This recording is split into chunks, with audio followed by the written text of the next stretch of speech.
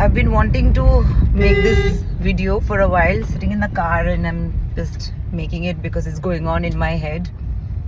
Of course, I mean, we've all been upset and so affected by this whole hospital rape and murder, where we realize that in your own safe place, which is supposed to be your workplace, nobody's safe.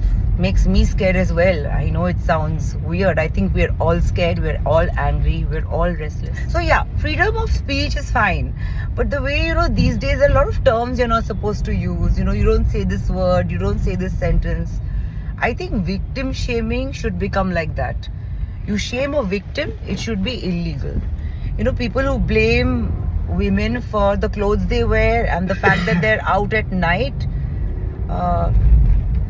there has to be something that gets them into trouble, because unless the mentality changes, it's not going to change. We know about this because it happened in Kolkata or in a hospital. God knows how many villages, how many women are getting bashed up like this and killed and just probably disposed, and we don't even know. So just very dark. It's a very dark time. I just hope something really positive comes out of this. I mean, I cannot even imagine what this lady's last moments were like, because if I talk about it, it makes me well up, makes me want to cry. So let's make sure this doesn't happen.